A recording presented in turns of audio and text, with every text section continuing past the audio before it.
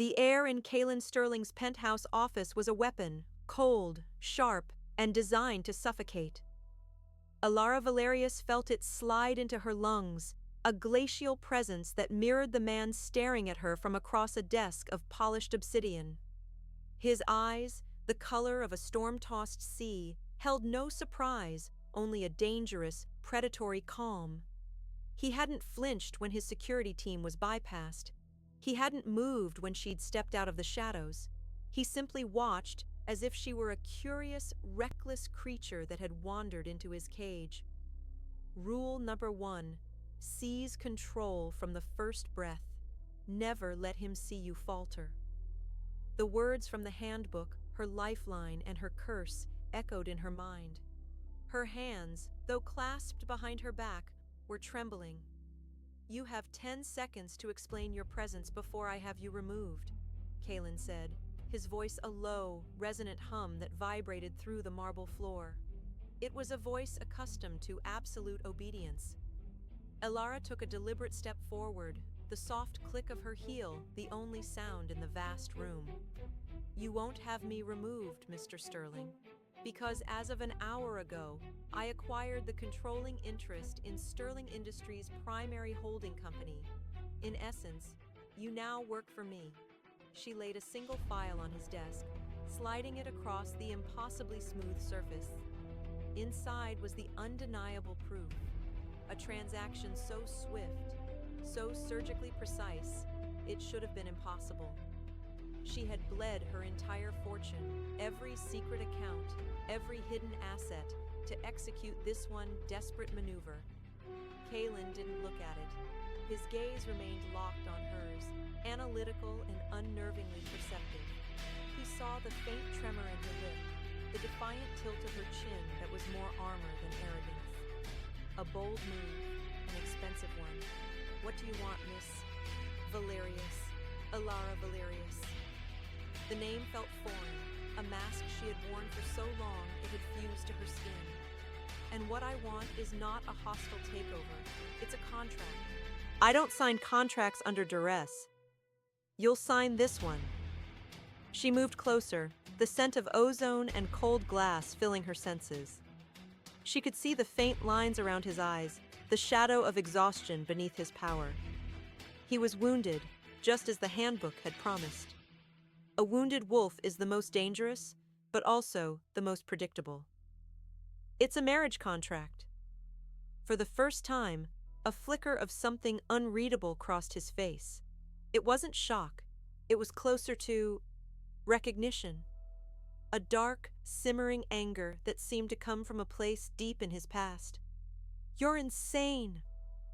"I'm desperate," she corrected, her voice dropping to a near whisper, a crack in her carefully constructed facade. "There's a difference.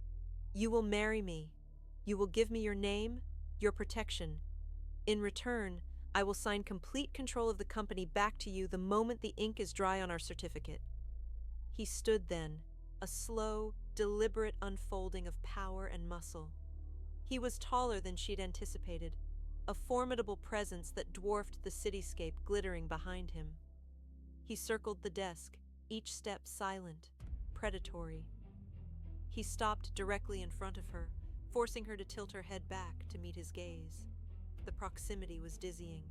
His scent, a mix of expensive cologne and something uniquely masculine, was an assault on her senses. "Protection?" he mused, the word laced with bitter irony. From whom? Her heart hammered against her ribs. Rule number 7, never reveal your weakness. Use his instead. That isn't your concern. Your concern is the empire your father built, which is currently hanging by a thread that I hold in my hand.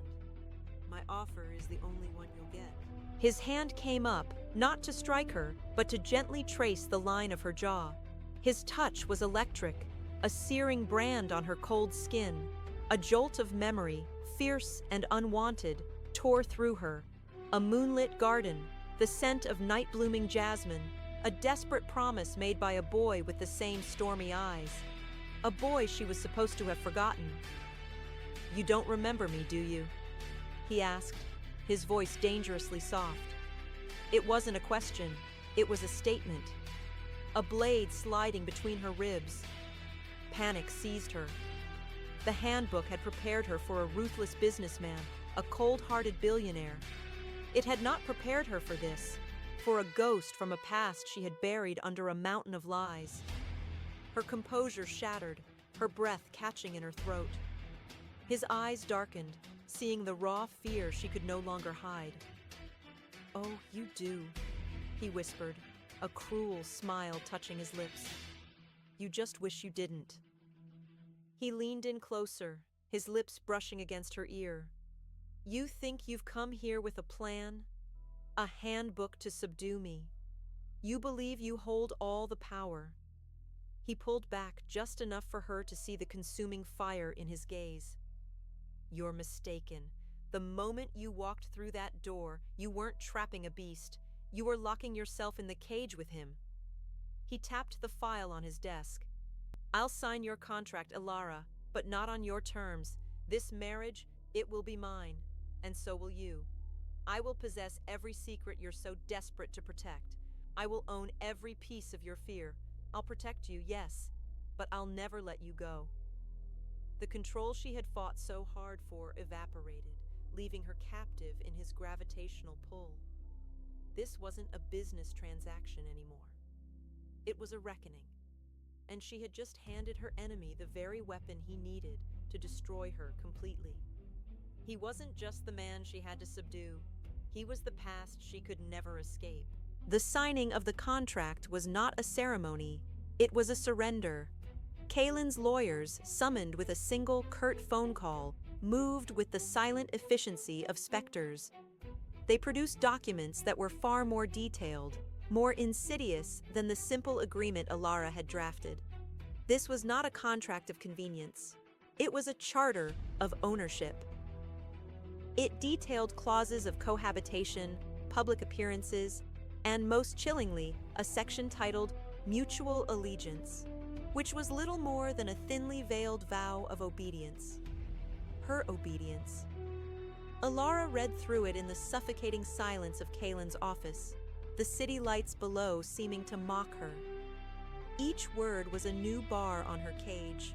Kalen watched her, not with impatience, but with an unnerving stillness, as if he were savoring her slow, methodical entrapment. He stood by the floor-to-ceiling windows, a dark silhouette against the glittering skyline, the very picture of the power she had foolishly thought she could manipulate. Rule number 14. Emotion is a liability. Logic is your only shield. But logic had deserted her. All she felt was a cold, creeping dread. The handbook had been her guide to navigating the world of ruthless men, a set of rules compiled from the bitter experiences of her mother. It taught her how to be a villainess, how to fight fire with a glacial inferno, but it had no chapter for a ghost who looked at you with eyes that remembered a girl who no longer existed. "There's a clause here," she said, her voice tight, "that grants you full guardianship of any pre-existing dependents." Her gaze shot up to meet his. "That is not negotiable." A muscle feathered in his jaw. "Everything is negotiable, Ilara, but that specific clause is my price. I know you have a son, a 6-year-old boy named Leo.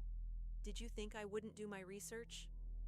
The air left her lungs in a painful rush. Leo, her son, her secret, the very reason for this entire desperate gambit. The blood drained from her face, and for a moment the entire penthouse tilted on its axis. How could he know?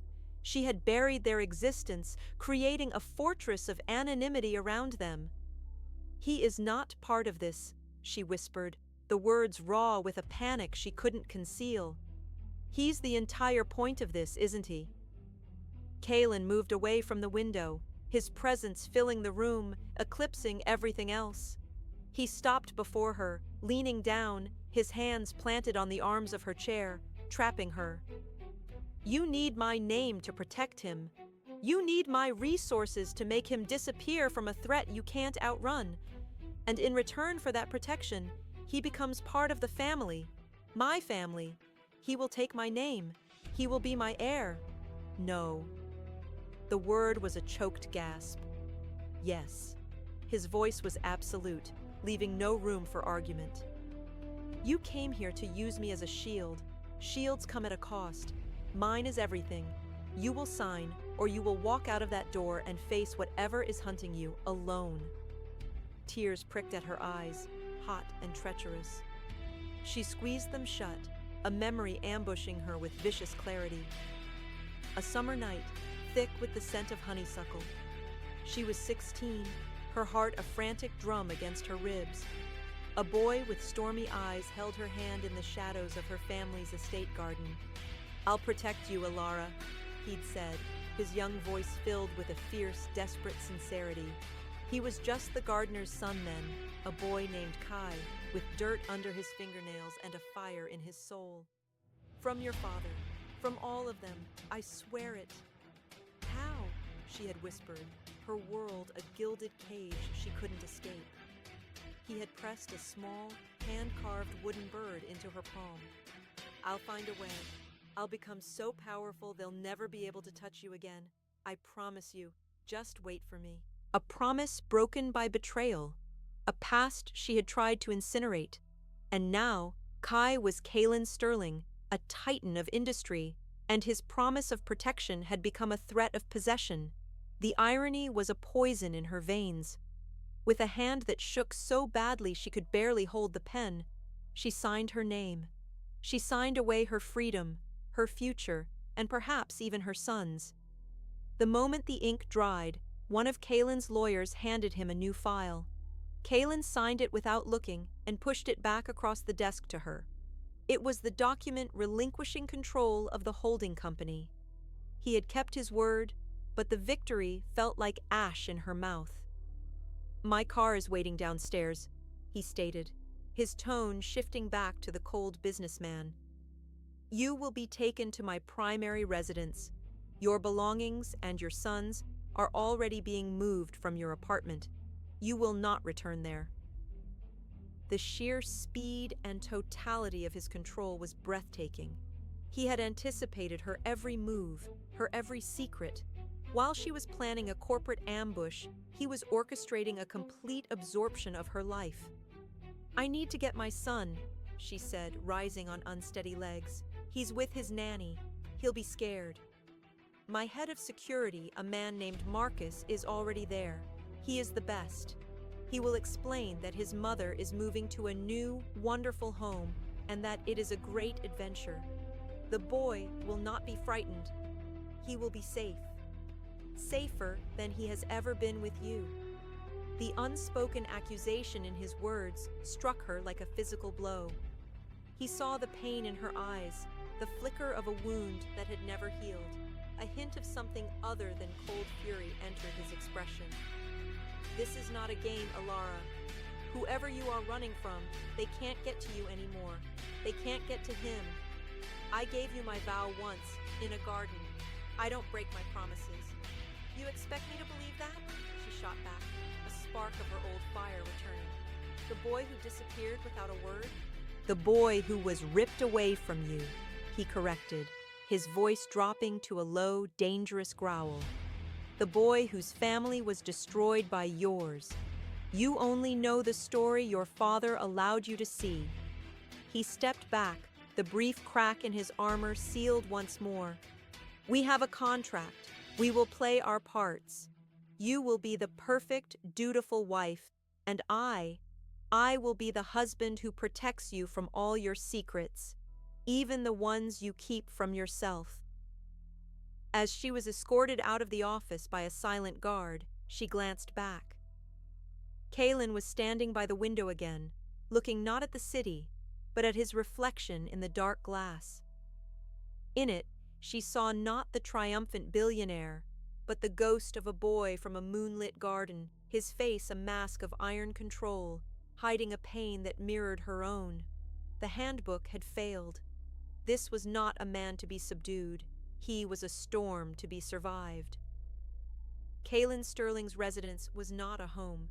It was a monument to power carved into the cliffs overlooking the turbulent sea, a fortress of gray stone and black glass It was as beautiful as it was intimidating, a perfect reflection of its owner. As the car wound its way up the private, heavily guarded road, Alara felt the familiar sensation of a cage closing around her. It was a more luxurious cage than the one her father had built for her, but its bars felt just as cold, just as unbreakable.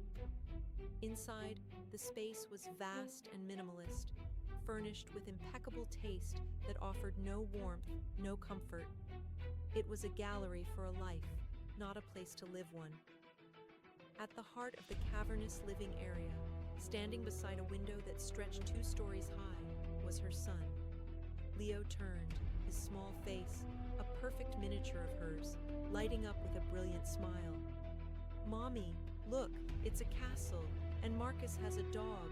A magnificent Belgian Malinois sat patiently by Marcus's side, its intelligent eyes fixed on the boy. Marcus, a man built like a mountain with a surprisingly gentle face, gave Alara a respectful nod. "He was very brave, ma'am. We had a good talk about adventures." Alara rushed forward, dropping to her knees and pulling Leo into a desperate embrace. She breathed in the scent of him, milk and childhood, a grounding force in her spinning world. He was safe. For now, that was all that mattered. "Are you okay, my love?" she whispered into his soft hair. "Uh-huh. Kaylin said I could have my own room with stars on the ceiling. Is Kaylin your friend?"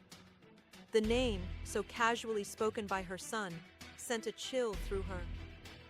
Kaylin had already begun. He wasn't just providing a sanctuary, he was colonizing her life, her son's life. She looked up and found him standing there, on a balcony that overlooked the main floor. He had changed from his sharp suit into a simple black sweater and trousers, an outfit that made him look less like a CEO and more like the predator he was, at ease in his own territory.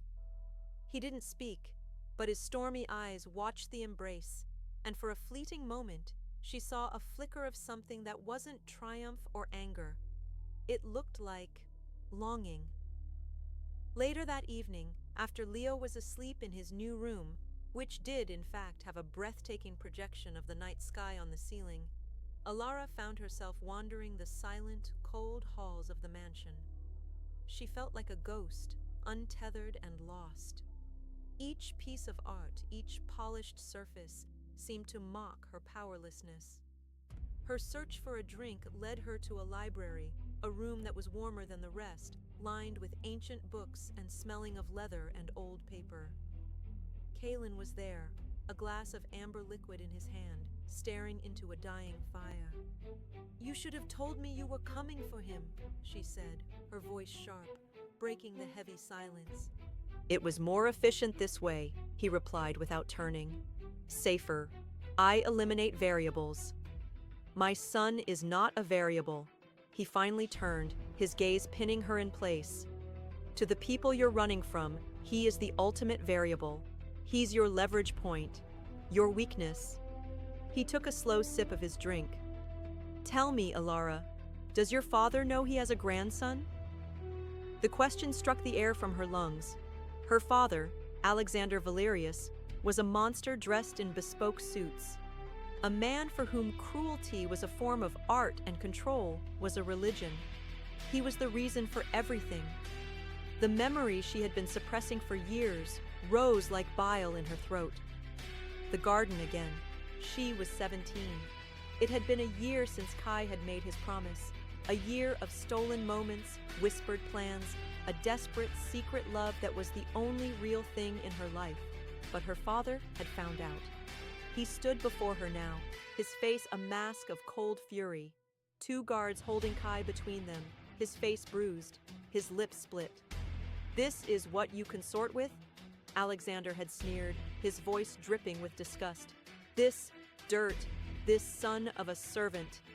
"Let him go," she had screamed, struggling against the handmaid holding her back. Her father had simply laughed, a sound like grinding glass. He had turned to Kai. "She will be marrying the Viscount Heiress Thorne in 6 months. A suitable match. You will disappear." If I ever see your face again, if you ever try to contact her, I will not just destroy you, I will destroy your entire family. Your mother, who weeds my roses. Your father, who tends my horses. Do you understand the reach of my power, boy? Kai's stormy eyes had locked with hers. She saw the fight in them, the desperate love, the fury. But then she saw it drain away, replaced by a hollow, terrifying emptiness. He looked at her, truly looked at her, and then nodded once to her father. He didn't say goodbye. He didn't look back as they dragged him away. He simply vanished. And in that moment, her heart didn't just break, it turned to stone. "My father believes I am dead," she said, her voice a hollow echo in the grand library. "A convenient yachting accident. He certainly doesn't know about Leo." "And you believe that a man like Alexander Valerius, a man who tracks the global markets to the penny, would simply accept the loss of his only heir without irrefutable proof?" Kalen's voice was soft, but the question was a razor. "He's hunting you, Alara. He has been from the day you ran. But now he's getting closer. His reach has expanded. That's why you're here, isn't it?" She couldn't answer. He knew. He knew the monster she was fleeing from. He closed the distance between them in 3 silent strides. He was so close she could feel the heat radiating from him. He smelled of whiskey and the cold night air. "You're living by a handbook written from the ashes of your mother's life, trying to be the villainess to survive a world of villains. But you've misread the entire story." He gently tucked a stray strand of hair behind her ear, his fingers grazing her skin, sending a forbidden shiver down her spine. "I didn't abandon you," he said, his voice a low, intense whisper that resonated deep in her bones. "I was sent away, to a military academy in a country you'd never heard of, a place your father owned. But I made him a promise too, the same one I made to you." He leaned in, his lips just a breath from hers. "That I would become more powerful than him, and that I would come back for what was mine." The foundation of her reality cracked. The betrayal that had defined her, that had fueled her hatred and fear for a decade, was a lie. The villain of her past wasn't the boy in the garden. It was, and always had been, her father, and the man in front of her. He wasn't her captor. He was her only terrifying hope. The revelation hung in the air between them, thick and suffocating.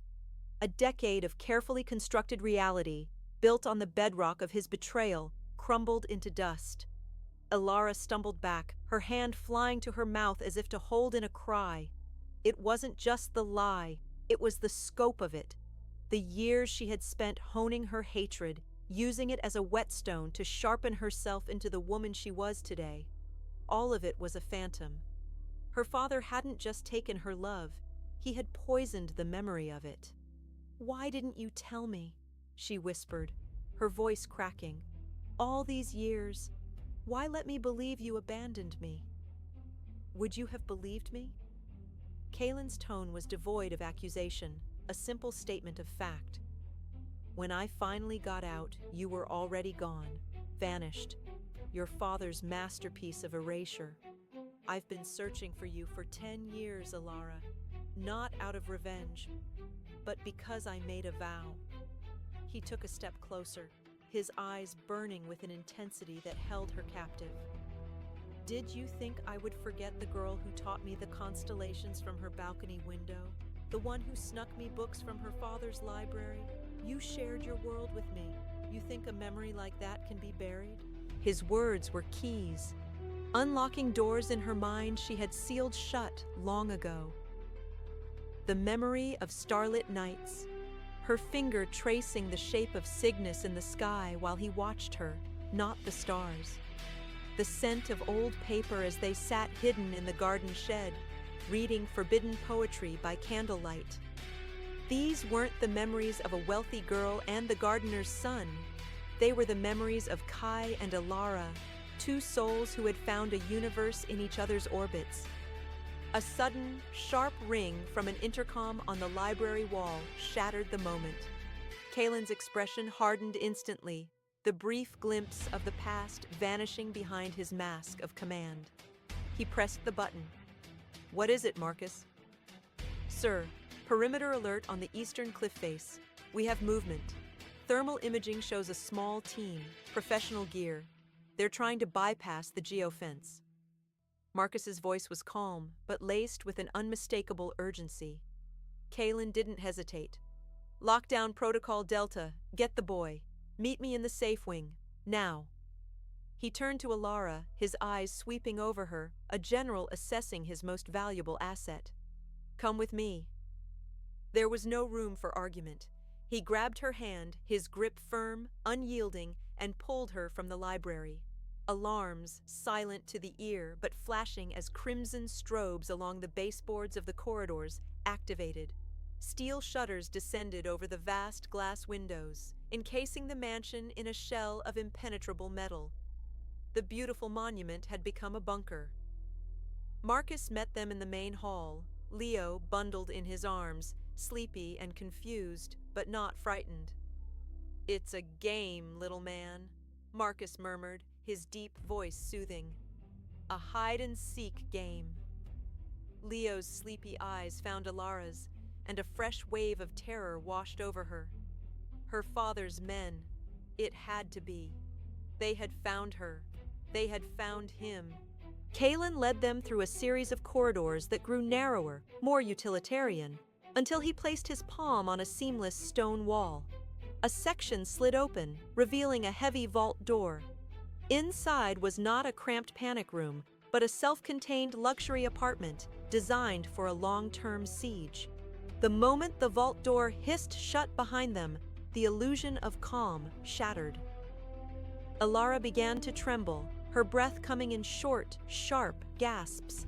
The walls were closing in, the reality of her father's relentless pursuit crashing down on her. "Mommy?" Leo asked, his voice small. She couldn't answer. Her vision tunneled, the opulent room blurring at the edges. She was 17 again, watching them drag Kai away, utterly helpless. "Marcus, take him to the other room. Put on a movie for him," Kalen commanded, his voice soft but firm. As Marcus disappeared with Leo, Kalen turned his full attention to Alara. He placed his hands on her shoulders, his grip grounding her in the swirling chaos of her panic.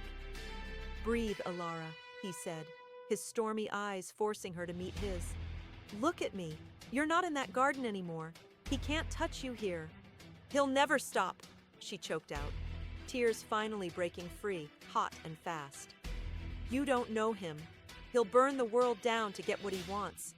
He'll see Leo as a flaw in the bloodline, an imperfection to be erased." "Then let him come," Kalen growled, his voice a low vibration of contained fury. He pulled her against him, his arms wrapping around her in an embrace that was less about comfort and more about possession, about shielding her from the world with his own body. He buried his face in her hair, and she could feel the tension thrumming through him. "Let him try to burn this world down. He'll find I burn hotter."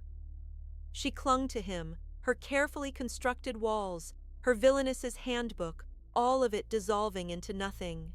In the face of true terror, all that was left was the ghost of a girl who had once loved a boy in a garden.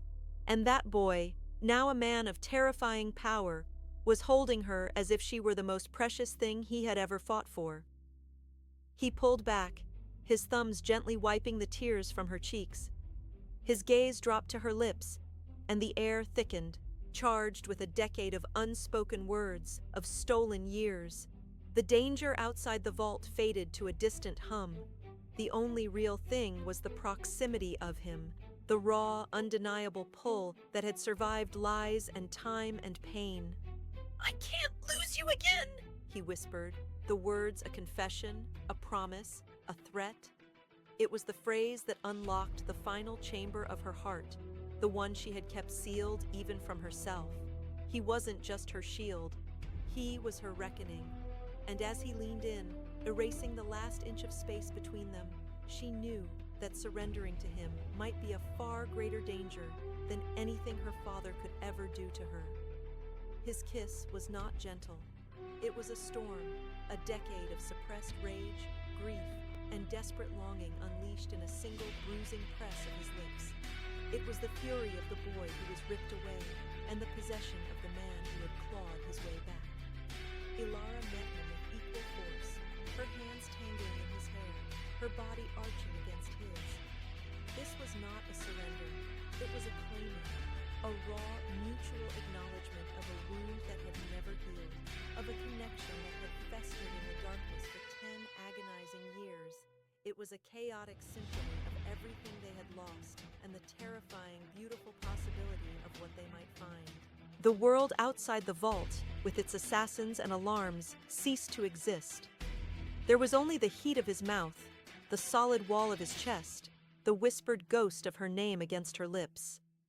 He pulled back, his forehead resting against hers, his breath ragged. His stormy eyes, now dark with a consuming emotion that went beyond anger, searched her face. "I've been searching for you for 3,652 days, he rasped, the words raw and torn from his soul. "Every single one of them, I saw your face. Every single one, I imagined this." Before she could answer, the intercom crackled to life again. "Sir," Marcus's voice was grim. "They're not trying to get in anymore. They're at the main gate. He's demanding to see his daughter. Alexander Valerius is here in person." The cold returned, sharp and immediate. Her father, not his men, him, the monster himself, was at the gates of the fortress.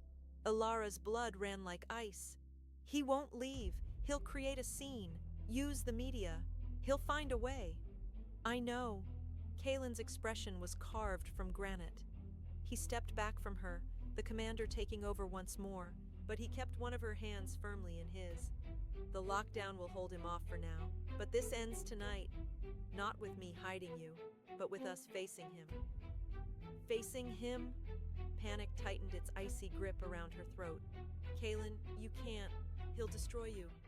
"No," he said, his grip tightening on her hand, a silent transfer of strength. "He destroyed a boy. It's a man he has to face now.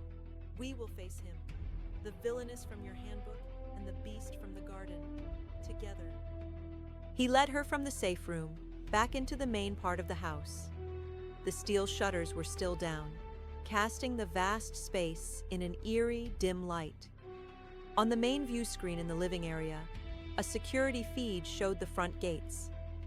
Her father stood there, flanked by his personal guard, his silver hair immaculate even in the wind, his face a mask of aristocratic impatience.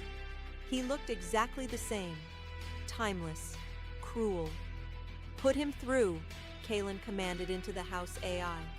Her father's face filled the screen. His cold, pale eyes found Ilara's instantly. There was no flicker of paternal warmth, only the chilling assessment of an owner reclaiming a lost possession. "Ilara, enough of this foolish game." Alexander's voice was smooth, cultured, and utterly venomous. "You will come outside now, and you will bring the asset with you. As for you," his gaze shifted to Kaelin, contempt dripping from every word. "I should have had you killed all those years ago. It seems the gardener's boy has delusions of grandeur." Ilara flinched, but Kaelin didn't react. He simply squeezed her hand. "We face him together." The words echoed in her mind. The handbook taught her to use a man's weakness, but Kaelin had shown her how to find her own strength. She stepped forward, her voice clear and steady, a sound she hadn't recognized in herself before. "I am not your possession, father, and my son is not an asset." Alexander's thin lips tightened. "You would choose this street trash over your own family, your own blood?" "You stopped being my family the day you ripped an innocent boy from my life and built a prison of lies around me," she retorted, the words pouring out, cleansing her of a decade of fear. "And you made one fatal mistake.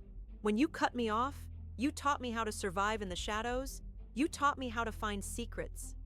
She looked directly into the camera.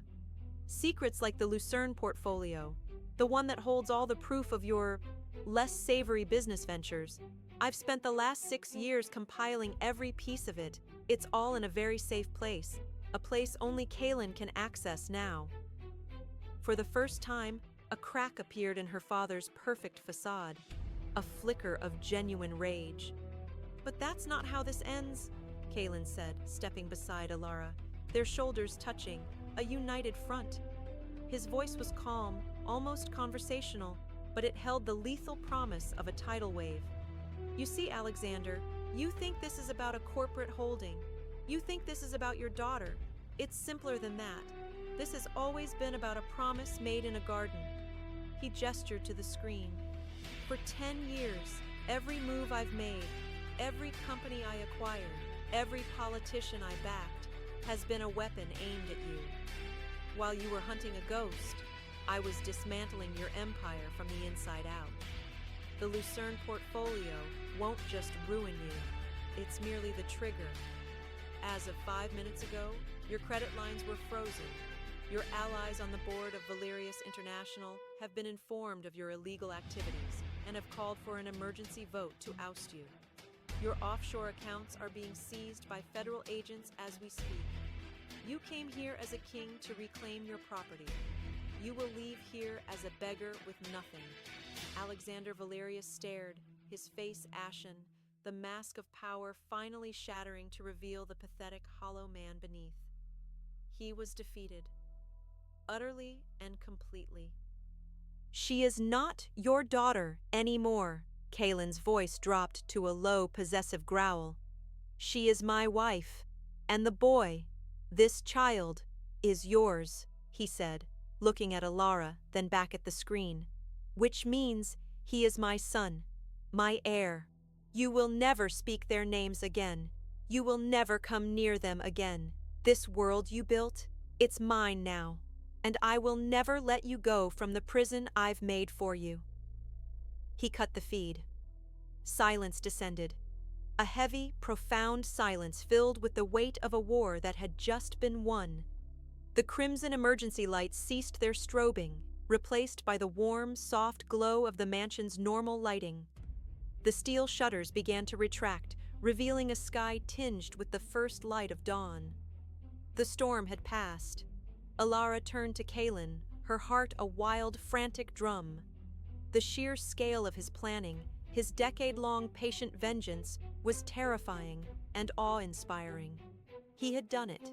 He had kept his promise. He looked at her, and all the power, all the fury, drained from his expression, leaving only a raw, aching vulnerability. "I was afraid," he confessed, his voice barely a whisper, "that even if I won, I would have lost you, that you would look at me and only see the monster I had to become to protect you." Slowly, she reached up and pulled a delicate silver chain from beneath her sweater. Hanging from it was a small, worn, hand-carved wooden bird. Kai's promise.